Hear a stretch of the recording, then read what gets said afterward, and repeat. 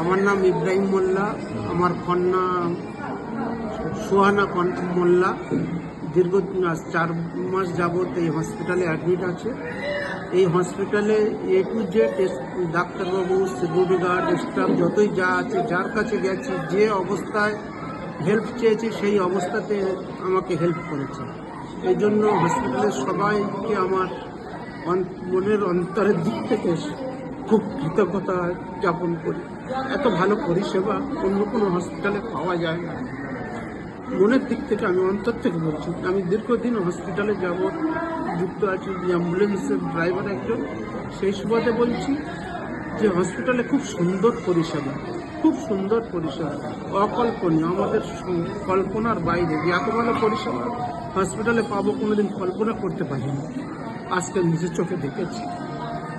আমার নাম ইব্রাহিম মোল্লা। আমার কন্যা সোহানা মোল্লা দীর্ঘ 4 মাস যাবৎ এই হসপিটালে অ্যাডমিট আছে। এই হসপিটালে A to Z ডাক্তারবাবু, সিকিউরিটি গার্ড, স্টাফ যতই যা আছে, যার কাছে গেছি, যে অবস্থায় হেল্প চেয়েছি সেই অবস্থাতে আমাকে হেল্প করেছে।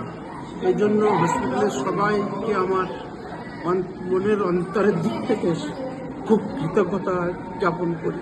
এত ভালো পরিষেবা অন্য কোনো হসপিটালে পাওয়া যায় না।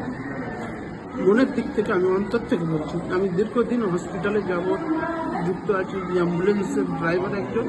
সেই সুবাদে বলছি যে হসপিটালে খুব সুন্দর পরিষেবা, খুব সুন্দর পরিষেবা, অকল্পনীয়, আমাদের কল্পনার বাইরে। যে এত ভালো পরিষেবা হসপিটালে পাবো কোনোদিন কল্পনা করতে পারিনি, আজকে নিজের চোখে দেখেছি।